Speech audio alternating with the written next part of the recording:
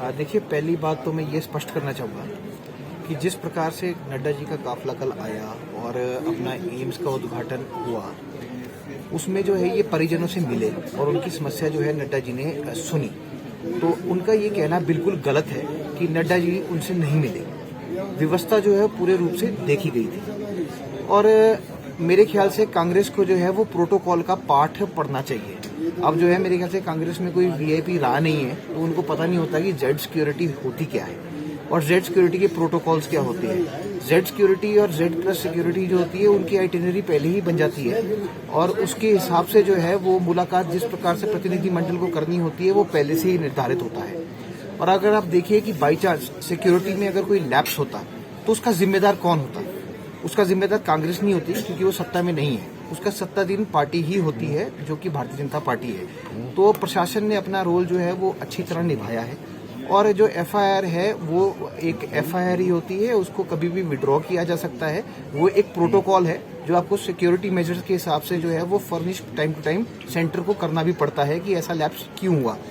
दूसरी बात, मैं फिर से रिपीट करना चाहता हूं कि नड्डा जी जो है वो पुलिस कर्मियों के जो परिजन थे उनसे मिले और उनकी समस्या सुनी। तो ये कांग्रेस का जो आरोप है वो निराधार है। जी, इससे कांग्रेस को जो है वो एक आश्चर्यजनक जीत मिली है और उनको खुद ही विश्वास नहीं हो रहा कि हम जीत गए और उनको यही नहीं पता लग रहा कि हमने तो उस तरह से प्रचार भी नहीं किया था और हम जीत गए। तो उनको अभी तक ये विश्वास नहीं हो रहा कि हम क्यों जीते। उनको लग रहा है कि महंगाई एक मुद्दा है, जहाँ की महंगाई एक मुद्दा नहीं है। और अगर आप आंकड़े उठाएंगे तो कांग्रेस की सरकार में जो है वो सिलेंडर जो है वो बहुत महंगा था, ठीक है जी। और जब अपना नरेंद्र मोदी जी की सरकार आई है तो कांग्रेस के और हमारे अगर तुलना करे जाए जो बीजेपी की है तो सिर्फ 10% का एक राइज अप्रोक्सीमेटली हुआ है। पर बीच में सरकार का जो सिलेंडर का प्राइस है वो 840 से भी नीचे गया है।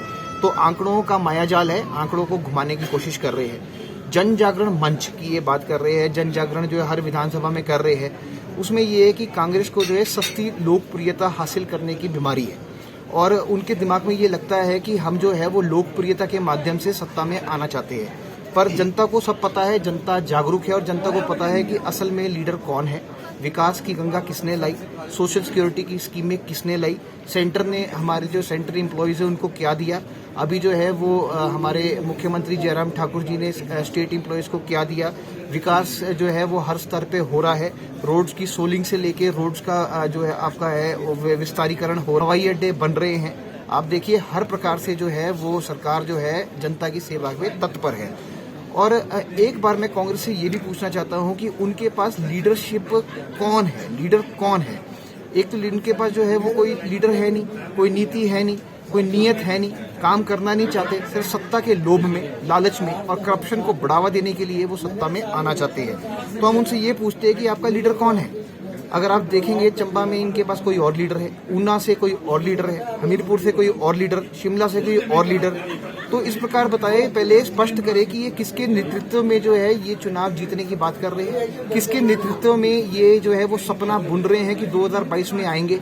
सबसे पहली बात मैं स्पष्ट करना चाहता हूं कि 2022 में भारतीय जनता पार्टी ही आएगी और भारतीय जनता पार्टी की ही सरकार बनेगी। हमारे पास केंद्र से लेकर प्रदेश तक एक सशक्त नेतृत्व है। केंद्र में जगत प्रकाश नड्डा हमारे राष्ट्रीय अध्यक्ष के रूप में अच्छा कार्य कर रहे हैं।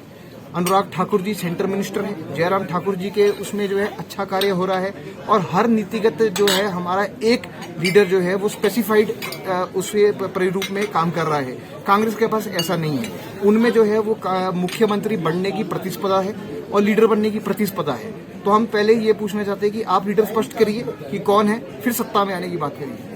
सर, कोरोना वैक्सीन की अगर हम बात करें, देखिए ऐसा है कि कांग्रेस की एक पुरानी आदत रही है कि जब भी कोई काम होता है उससे विपरीत चलना है। तो जब भी एक सकारात्मक कार्य है उस पर नकारात्मक राजनीति के हिसाब से कांग्रेस कार्यरत करती है।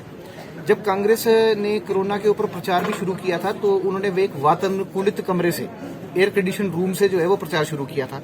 फील्ड में उतरे नहीं, जनसेवा करी नहीं। तो वो किस प्रकार की बातें कर रहे हैं कि जनसेवा और हमारी व्यवस्था फेल हुई है। आप देखिए जब कांग्रेस थी तो हमारे पास कितने ऑक्सीजन प्लांट थे और कितने ऑक्सीजन सिलेंडर थे। आज कहां तक ये नेतृत्व ने हमारे जो है ये एक पूरी फैसिलिटीज खड़ी की है। आप देखिए पहली वेव आई तो उसके अंदर भी हिमाचल की जो रेट है, वो जो हमारा संक्रमण का रेट है वो बड़ा कम रहा और उसके बाद हमारी जो है मृत्यु दर भी बड़ी कम रही। उसके बाद आप देखेंगे सेकंड लहर से बाहर निकाला, ये तीसरी लहर की बात कर रहे हैं। इनको खुद तो आंकड़े क्लियर नहीं है। आप बताइए, जब भी कोई व्यवस्था खड़ी होती है, जो सरकार एक व्यवस्था खड़ी करती है, कांग्रेस उसका ऑपोजिट ही रिएक्शन पास करती है। आप देखिए, जब इन्होंने कांग्रेस ने बोलना शुरू किया कि आप बॉर्डर खोलिए, जब हमने बॉर्डर खोले तो बोले बंद कीजिए, तो पहले आप ये बताइए, कांग्रेस को खुद ही नहीं पता हमने क्या बोलना है। अगर आपने सूबे की हेडलाइन पढ़कर उसका विरोध ही करना है तो वो राजनीति नहीं। राजनीति नीतिगत डॉक्यूमेंट, आंकड़े और वस्तुस्थिति से होती है, जो कांग्रेस को पता ही नहीं कि है क्या। तो मेरा तो मानना ये है, कांग्रेस को पहले जो है अपने आंकड़े स्पष्ट करने चाहिए, अपनी नीति स्पष्ट करनी चाहिए और किस रास्ते पे उन्होंने चलना है वो स्पष्ट करे, उसके बाद भारतीय जनता पार्टी की निंदा करे।